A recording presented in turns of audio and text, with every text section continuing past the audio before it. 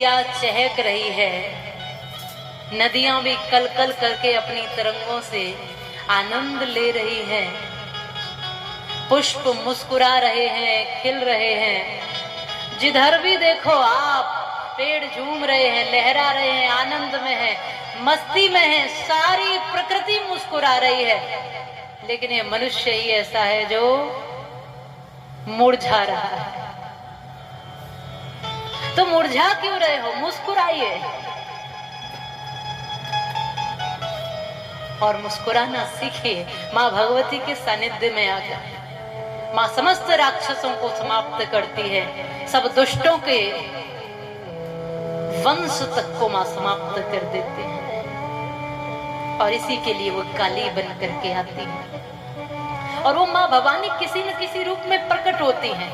जैसे मैंने उस दिन भी बताया था कि माँ जीड़ भवानी, जिनके आप पूजा करते हो, जिनको इष्ट मानते हो, जिनके शरणागत हो, वो भी राजपूत परिवार में ही एक सामान्य सी कन्या के स्वरूप में आई थी।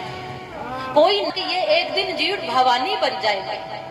हुई थी जब अवतरित हुई थी, जब जन्म हुआ था, तो एक सामान्य सी कन्या थी, जैसे आपके घर में प्रकट होती है।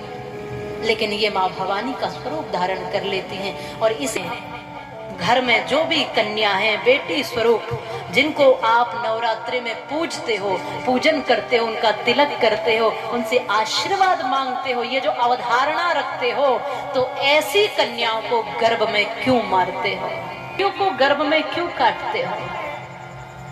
माँ भवानी की कथा हो रही है, माँ जगदम्बा की कृपा बरस रही है। नवरात्रि में उन्हीं कन्याओं का पूजन करते हो, पैर छूकर उनको प्रणाम करते हो, उनसे आशीर्वाद लेते हो, जीवन मंगलमय बना रहे। और उन्हीं देवी स्वरूपा कन्याओं को गर्भ में जब कटवाते हो, तो आप सोचिए कि कितना भयंकर पाप हमें उस पाप कृत्य से लगता होगा।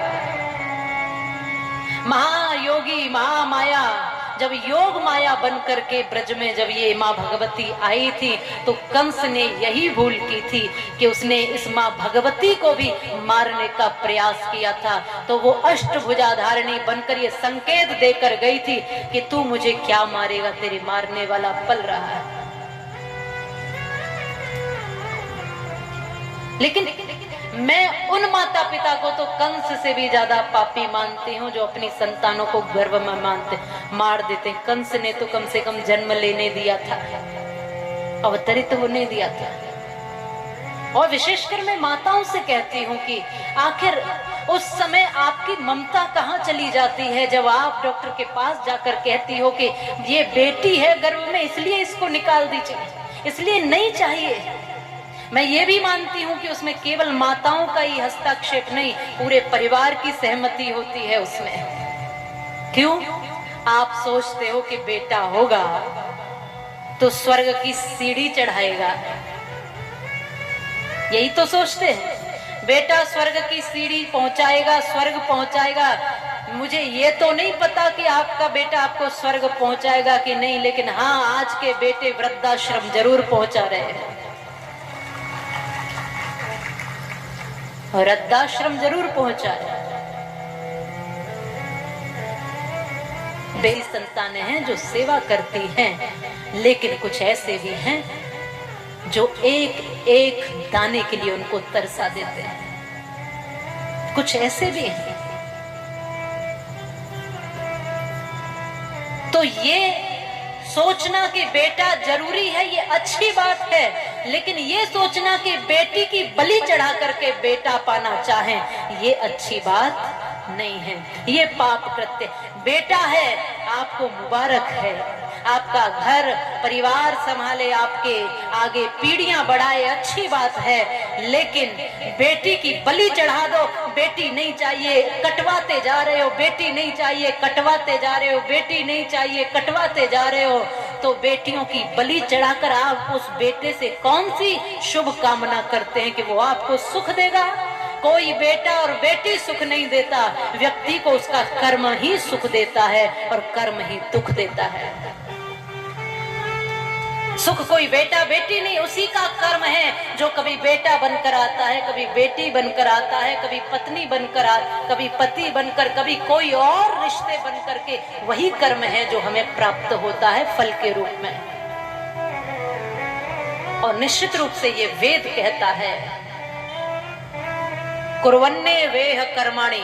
यजुर्वेद के 40वें अध्याय का दूसरा मंत्र ये कहता है, कुर्वन्ने वेह कर्माणि जजि विशिक्षतम समा एवं त्वयि नान्यथे तो अस्ति न कर्म लिप्यते नरे।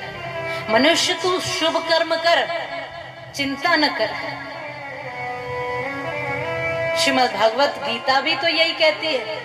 दूसरे अध्याय के 47वें श्लोक में भगवान श्री कृष्ण भी ये कहते हैं, कर्मण्येवाधिकारस्ते मा फलेषु कदाचन मा कर्म फल हेतुर्भूमा ते संगोस्त्व कर्मणि। तू सिर्फ कर्म कर, तू सुख की इच्छा रखता है, ये इच्छाएं त्याग दे, केवल कर्म पर ध्यान दे, सुख तो मैं अपने आप तुझे दूंगा। और यही रामायण कहती है, अनाभुक्तम न क्षीयन्ते जन्म कोटि शतैरपि अवश्यमेव भोक्तव्यम कृतम कर्म शुभाशुभम। तुम शुभ कर्म करो, फल तुम्हें निश्चित रूप से मिलना है। शुभ करोगे तो शुभ परिणाम होगा, अशुभ करोगे तो अशुभ परिणाम होगा। और बेटियों की बलि चढ़ाकर, बेटियों को समाप्त करके आपको सुख मिलने वाला नहीं है, ये निश्चित रूप से समझ लेना। आप कहेंगे हम तो ऐसा कृत्य करते नहीं, लेकिन आप ही में से, इसी समाज में से कुछ लोग हैं, रोज बेटियां आज भी कितने भी नियम कानून बन जाएं, यदि ऐसा हो गया होता कि एक भी बेटी आज समाप्त नहीं हो रही होती, एक भी भ्रूण समाप्त नहीं हो रहा होता, तो बेटी बचाओ और बेटी पढ़ाओ के अभियान की आवश्यकता नहीं पड़ रही होती। और मैं आपसे कहूं कि बेटियां ओस की बूंद सी होती हैं बेटियां, और जरा भी तुम्हें दर्द हो तो रोती हैं बेटियां। और बेटा तो करेगा एक ही कुल को रोशन, पर दो दो कुलों की लाज को संजोती हैं बेटियां। आपके माथे का पसीना नहीं देख सकती बेटियां, आपकी चिंताएं आपकी बिना कहे समझ जाती हैं, आपकी पीड़ाओं को। और बाहर से कभी आप आए तो बेटी दौड़ करके आपके पास आएगी, पिताजी कैसे हैं। बेटा ने एक बार को देख भी लिया तो वो एक तरफ होता हुआ अब आ गया, कुछ न कुछ काम न बताता। पास रहे तो भी और दूर रहे तो भी बेटियां हमेशा अपने माता पिता के कष्टों से अवगत रहती हैं बिना कहे। जबकि बिना माता पिता कभी अपनी समस्या अपनी संतानों के आगे नहीं रखते हैं, लेकिन फिर भी बेटियां हैं जो आपके चेहरे को पढ़कर बता सकती हैं। बेटियां भगवान का सबसे बड़ा वरदान है, और बाप की पगड़ी है, माँ का रेशमी परिधान है। बेटियां घर की पुरानी खिड़कियों को खोलती हैं, और बेटियां घर में हो तो घर की दीवारें भी बोलती हैं। बेटियों ने घर का हरदम नाम ही रोशन किया है, वक्त पर बनकर के मीरा जहर का प्याला पिया है। सुरलता मंगेशकर सुर के समंदर डोलते हैं, और मूर्ख हैं वो लोग जो बेटियों को बेटों से कम तोलते हैं। आज भी समाज में ऐसे स्थान हैं जहां बेटियों की शिक्षा जरूरी नहीं समझी जाती, जहां बेटियों का अच्छा लालन पालन जरूरी नहीं समझा जाता, जहां बेटियों के साथ भेदभाव आज भी है। पढ़ाए जाते हैं बेटे, पढ़ जाती हैं बेटियां, बोए जाते हैं बेटे पर उग जाती हैं बेटियां, और एवरेस्ट की चोटी पर चढ़ाए जाते हैं बेटे पर चढ़ जाती हैं बेटियां, चढ़ जाती हैं बेटियां। ये बेटियां ही हैं जो सारे कार्य पूर्ण करती हैं एक बार मन में ठान करके। और आज बेटियां हैं जो हर दिशा में आगे बढ़ रही हैं, भारत को कभी गोल्ड मेडल दिलाती हैं, भारत को कभी अलग अलग तरीके से भारत की गरिमा को बढ़ा रही हैं, परिवार और माता पिता की गरिमा को बढ़ा रही हैं, माँ के पिता के उस पगड़ी का सम्मान बढ़ा रही हैं, और इस मातृभूमि का मान बढ़ा रही हैं बेटियां। इसलिए जीवन दो, उसको बढ़ने दो, पलने दो, उसको जन्म लेने दो, उसके सपनों को आप साकार रूप तो दो, एक बार शिक्षा और संस्कार तो दो, एक बार रास्ता तो दो। देखो बेटियां लक्ष्मीबाई कैसे बनती हैं, ये बेटियां ही हैं। माँ भगवती की कथा सुनो और बेटियों के साथ इस तरह दुर्व्यवहार समाज में होता रहे तो ये माँ भगवती की कथा अधूरी रह जाएगी। ये निश्चित रूप से समझ लेना। किसी ने एक बड़ी सुंदर कविता लिखी है, लेखक का नाम तो मुझे नहीं पता है, लेकिन बड़ी सुंदर कविता है। उस बेटी के सम्मान के लिए, जो बेटी एक बहन भी है, एक पत्नी भी है, एक मां भी है, जो पुत्री बनी तो पितृकुल की कीर्ति चाहती रही है, जो बहन बनी है तो बंधु की चिरायु मांगती रही, जो हर एक रूप में सबका मंगल ही चाहती रही है, जो कभी किसी का अमंगल नहीं करती, वो बेटी जिसको गर्भ में कटवा रहे हो, जब वो बहन बनकर आती है तो वो भाई की कलाई पर राखी बांध करके भाई की कितनी लंबी उम्र की प्रार्थनाएं करती है। मेरा भाई इतना जिए जितना जब तक गंगा यमुना में पानी रहे, मेरे भैया की जिंदगानी रहे। इतनी लंबी उम्र की कामना वो बहनें करती हैं, एक मामूली सा धागा बांधकर। धागे में वो शक्ति नहीं है, शक्ति उसकी उस भावना और प्रार्थना में है जो माँ भगवती के चरणों में की जा रही है। वो जब पत्नी बनती है तो मांग में सिंदूर को धारण करके वो तमाम करवा चौथ के व्रत रखती हुई अपने पति के शुभ के लिए, मंगल के लिए, बड़ी उम्र के लिए, उसके अच्छे स्वास्थ्य के लिए, उसके जीवन के लिए प्रार्थनाएं करती हैं। उस प्रार्थना में शक्ति है। वो जब माँ बन जाती है तो माँ तो सर्वस्व अपनी संतानों पर न्यौछावर करके पूरा जीवन ही अपनी संतानों के लिए बिता देती है। ये वो बेटी का स्वरूप है जो आज बीज रूप में है, उसको फलने फूलने दो। एक दिन ये वट वृक्ष बन करके पूरी धरती को अपने आंचल की छांव में शीतलता देंगे। वो बड़ी सुंदर कविता है। वो बेटी मानो कह रही है, मैं स्त्री हूँ, मैं नारी हूँ, मैं कली हूँ, मैं फुलवारी हूँ, मैं दर्शन हूँ, मैं दर्पण हूँ, मैं नाद हूँ, मैं ही गर्जन हूँ। एक एक स्वरूप का ध्यान करते हुए और इसको हृदय में चिंतन करते हुए, क्योंकि कभी कोई भी कविता लिखता है तो अपने हृदय को उतार कर रख देता है। कोई भी शब्द भीतर से ऐसे ही नहीं आता है। कोई भी भजन लिखो, कोई भी कविता लिखो, अपने हृदय की सादगी को वो बाहर निकाल कर लाता है और जो वो जीता है वो बाहर लिख देता है। और यही आपका स्वरूप है। हाँ, आज आपको अपने स्वरूप का ध्यान नहीं है, इसलिए आपको ये मामूली सी बातें लगती हैं।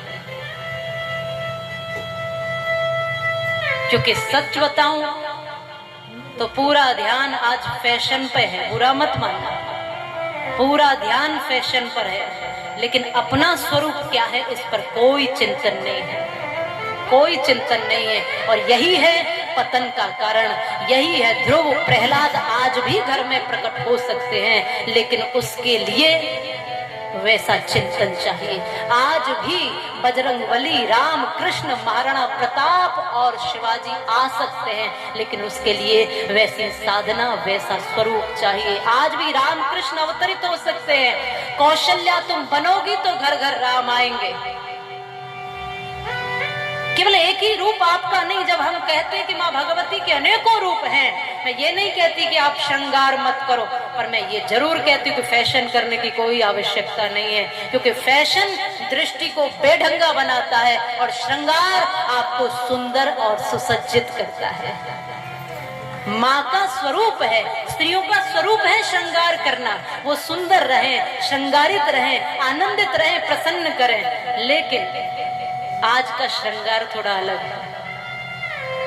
कौशल्या बनोगी तो घर घर राम आएंगे। संदेश विश्व शांति का इस देश में सुनाएंगे।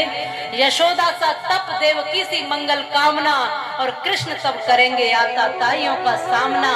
है प्यार में तेरे सृजन सुधार, तेरे क्रोध में, और पलता रहा भविष्य है सदा तुम्हारी गोद में। मैं कली हूँ, मैं फुलवारी हूँ, मैं दर्शन हूँ, मैं दर्पण हूँ, मैं नाद हूँ, मैं हूँ गर्जन हूँ। मैं बेटी हूँ, मैं माता हूँ, मैं बलिदानों की गाथा हूँ, मैं श्रीमद् भगवत गीता हूँ, मैं द्रौपदी में सीता हूँ, मैं श्रीमद् भगवत गीता हूँ। सारा शास्त्र तुम्हारे भीतर समाया है। जिस दिन तुम्हें अपने स्वरूप का ध्यान होगा उस दिन तुम्हें पता चलेगा कि माँ काली में, माँ भवानी में और मुझ में कोई अंतर नहीं है। वो जब धरती पर आती है तो अनेकों नाम धारण कर लेती है। मैं श्रीमद् भगवत गीता हूँ, मैं द्रौपदी में सीता हूँ। ये पीड़ा है स्त्री की, ये आंसू है उस बेटी के, उस बहन के जो उसके साथ समाज व्यवहार करता है। ये पीड़ा लिखी है कवि ने उस स्त्री की, उस बेटी की, उस कन्या की, उस माता की, कि पुरुषों की इस दुनिया ने मुझे कैसी नियति दिखलाई। कभी जुए में हार गए, कभी अग्नि परीक्षा दिलवाई। कलयुग हो या सतयुग हो, इल्जाम मुझी पर आता है। क्यों घनी अंधेरी सड़कों पर चलने से मन घबराता है। क्यों घनी अंधेरी सड़कों पर चलने से मन घबराता है। मैं डरती हूँ, मैं मरती हूँ जब सफर अकेले करती हूँ। मैं डर का साम्राज्य, जब डर का साम्राज्य उभरता है, कोई साया पीछा करता है। मेरी मुट्ठी बंध जाती है, दिल की धड़कन बढ़ जाती है तरल पसीना माथे पर, दिल में मेरे घबराहट है। जाने ये किसका साया है, जाने ये किसकी आहट।